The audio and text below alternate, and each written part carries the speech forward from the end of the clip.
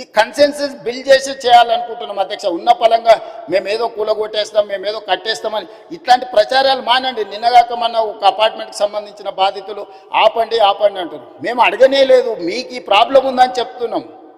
మీకు సమస్య ఉంది, ఈ సమస్యను ఎట్లా కావాలనో చేయండి అని అంటే మీరు దాన్ని ప్రచారం కోసం వాడుకోకండి. ఈరోజు ఆడ గాంధీ సరోవర్ కట్టడానికి 98 ఎకరాలు డిఫెన్స్ ల్యాండ్ కేంద్ర ప్రభుత్వం ఇస్తుంది అధ్యక్ష. టూరిజం దగ్గర రాష్ట్ర ప్రభుత్వం దగ్గర ఇంకొక 100 ఎకరాల ల్యాండ్ దాదాపు ఉంది. ఆ అపార్ట్మెంట్స్ ల్యాండ్ తీసుకోకపోయినా ప్రభుత్వానికి ఆ ప్రాజెక్టుకి ఎలాంటి ఇబ్బంది లేదు. ఆ ప్రాజెక్టులో అపార్ట్మెంట్స్లో ఉన్న మిత్రులకు నేను చెప్పేది ఒకటే, 2005-06లో మీరు పర్మిషన్ తెచ్చుకున్నప్పుడు అది చిన్న నాలా కింద చూపించి 9 మీటర్ల బఫర్ జోన్ చూపించి మీరు అనుమతులు తెచ్చుకున్నారు. 2012లో 2016లో బఫర్ జోన్ 50 మీటర్లకు, అది మూసీ నది పరివాహక ప్రాంతం కాబట్టి 50 మీటర్ల బఫర్ జోన్ డిఫైన్ అయిపోయింది.